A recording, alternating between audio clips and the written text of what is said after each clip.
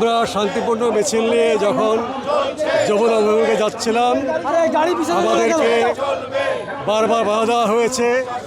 শেষ পর্যন্ত কাকরাইলের সামনে তারা আমাদেরকে লাঠিপেটা করেছে।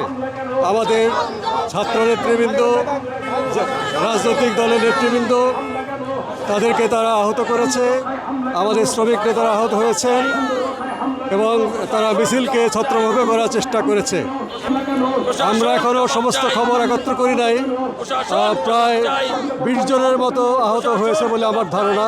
আমরা বলতে চাই যে আমরা একটা দেশের স্বার্থে, জাতীয় স্বার্থে একটা ন্যায়সঙ্গত দাবি নিয়ে শান্তিপূর্ণ কর্মসূচিতে আমরা এসেছিলাম এবং এই বর্তমান অন্তর্বর্তীকালীন সরকারের পুলিশ যেভাবে শান্তিপূর্ণ মিছিলের উপর হামলা করে আমাদেরকে বাধা দিল এবং নেতাকর্মীদেরকে আহত করলো, সেই আহত করার যে ঘটনা, সেই ঘটনার আমরা তীব্র নিন্দা এবং প্রতিবাদ জানাই এবং এই হামলার ঘটনাটাকে এবং বাধার ঘটনাকে আমরা বিগত ফ্যাসিবাদী শেখ হাসিনার শাসনামলের মতোই নব্য ফ্যাসিবাদী কায়দায় এই হামলা পরিচালনা করছে বলে আমরা মনে করি।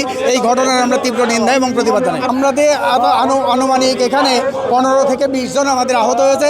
আমাদের কেন্দ্রীয় নেতা, বাম জোটের কেন্দ্রীয় নেতা এবং কমিউনিস্ট পার্টির সাধারণ সম্পাদক আবদুল্লাহ কাফি রতন, শ্রমিক নেতা রুহুল আমিন, নারী নেত্রী সীমা দত্ত, ছাত্র নেতা সোহেল আহমেদ শুভ এবং মাহবুব সহ অসংখ্য নেতাকর্মী আমরা 15-20 জনের কথা এখন জানতে পেরেছি। পরবর্তী এখন তারা ঢাকা মেডিকেলে চিকিৎসাধীন আছে। নিজেদের পর্যাপ্ত সক্ষমতা থাকা সত্ত্বেও সরকার লজ দেখিয়ে বিদেশিদের হাতে তুলে দিতে চাচ্ছে এবং কিছু পোর্ট ইতিমধ্যেই বিদেশিদের কাছে দিয়েছে। আমরা তার প্রতিবাদে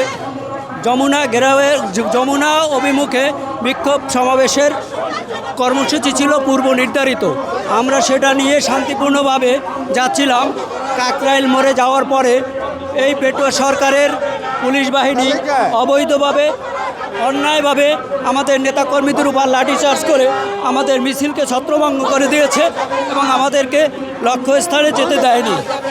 আমরা এর তীব্র প্রতিবাদ জানাচ্ছি।